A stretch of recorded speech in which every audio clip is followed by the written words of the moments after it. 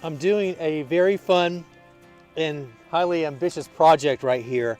I'm creating a bulb lawn in this part of my property, and I'm very excited about that.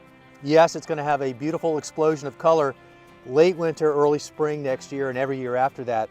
But the reason I'm doing it is for the pollinators, because in late winter and early spring, there aren't many other things in bloom right as some of that wildlife is emerging. All the bees and the wasps and the solitary bees, they need a vital source of nectar and pollen.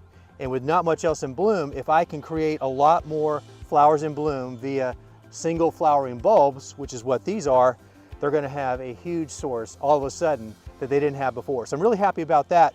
But the video I want to talk to you about today is not about planting the bulbs. It's about what you do as the last step, or what I do with top dressing with high quality composted soil, such as soil cubed, for a couple important reasons. And one is to backfill the depressions that once I put the bulb in and I backfill with the soil that's already here, there just never seems to be as much going in as what came out.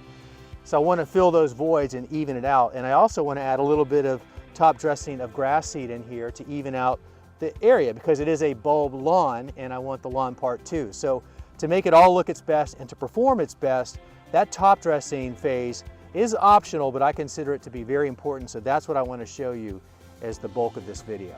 This is the part I really wanted to focus on, and this is an optional phase, but I feel like it's so important to the success of the overall project.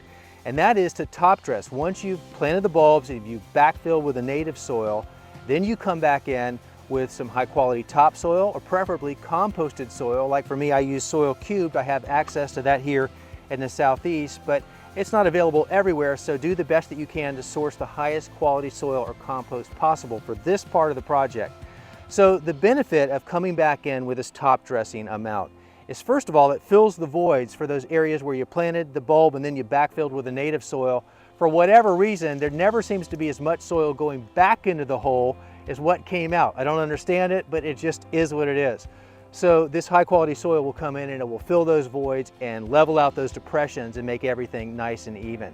And the other benefit, if you're using compost or composting soil, is you have the microorganisms and the nutrients going to work for you to not only fortify those bulbs as they're establishing and coming up, but everything that comes in contact is going to be benefited by it. And the other thing that I do at the same time, or at least after I disperse the soil, is add a little bit of grass seed. Now here in the fall, it's the perfect time if you have cool season grass to spread out that seed, because this is the time it's going to establish and really get strong for next spring. And because I'm planting a bulb lawn, I want the lawn to look nice too. So in springtime, that will have been established right along with the bulbs coming up, and it will be a beautiful sight. But I'll rake it all in, level everything out, and I'll be off to the races. This is looking so much better with this top dressing of composted soil on top. And then of course the grass seed mixed in, good seed to soil contact there, that's also important. So as I mentioned before, with the composted soil, everything that it comes in contact with is going to benefit from it. But in addition, with the grass seed blended in with the compost, all the nutrients in the compost are also helping the seed establish and overwinter and get off to a very strong start in spring. So yes, this top dressing phase is optional, but I don't recommend that anyone skips it.